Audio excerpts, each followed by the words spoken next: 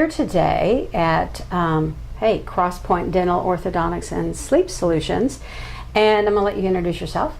My name is Dr. Ashley Curver, and I'm the owner doctor at Crosspointe Dental Orthodontics and Sleep Solutions. Okay. And I want to talk about sleep today. I'm going to actually read a statement because I found this and I was like, wow.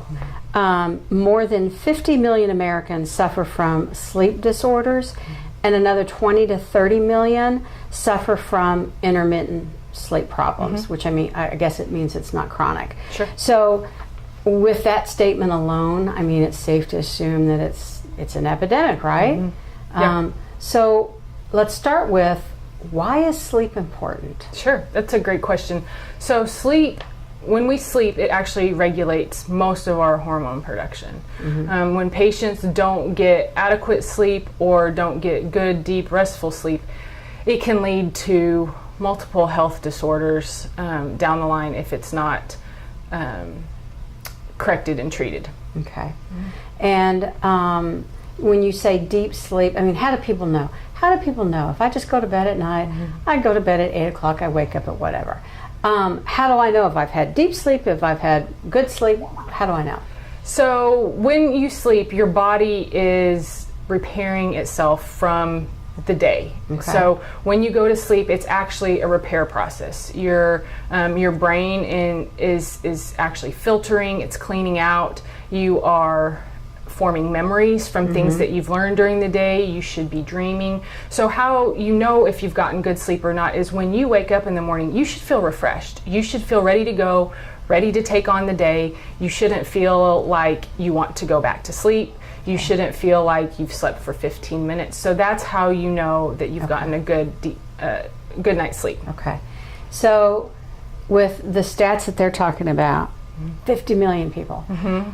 Why so many? What's going on that's creating this problem? Sure. So sleep is so multifaceted. I think part of it within the last few years, I remember people bragging about how little sleep they had gotten, and actually, that's kind of a badge that they wear. Well, I only need 4 hours a night, or I only need 5 hours a night. Well, in actuality, they think that they're, and people, we work so hard these days, and our stress level is so high, and all those things interfere with our sleep. But actually, a lot of people will stay up late to get work done, catch up on things, and they think that they're being more productive by staying up late. But in actuality, they've done studies, and productivity declines with when patients get little sleep. So the routine of, when you were little, you always had a bedtime? Yes. There's a reason for that. Yes, for sure. And so even as adults, we need to pay attention, and no matter what, always keep a scheduled routine. Okay, Yeah. that's probably one of the main things. Yes, I would say that if you can have a routine bedtime, because your body will develop a rhythm, just like the circadian rhythm, right? Right. And so, one of the best things you can do is when you wake up in the morning, get some sunlight, because that'll help those melatonin levels decrease, and then as you go throughout the day, they'll rise. That's the get good sleep hormone. So that helps you get good sleep. So if you're suffering, whether it's chronic or not, right? What do you do? Well, how do you fix that? That's a great question. So there's many different things that you can do to help yourself get good sleep. Like I said, get sunlight every day. Morning is ideal, but getting some natural sunlight is ideal.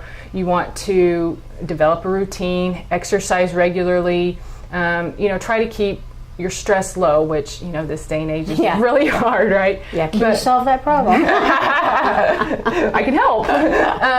So, there's many keeping devices, any electronic devices, they emit what's called an electromagnetic frequency. You don't want those in your bedroom. You want those out of your bedroom, and because that can interfere, that can prevent patients from getting that deep sleep and decrease melatonin levels.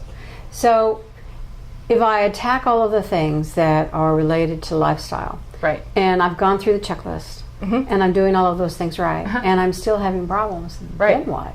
Right, that's a great question. I would recommend that patients come see us, because there's different things that we can do, whether it's insomnia, if it's sleep disordered breathing, which includes snoring, sleep apnea.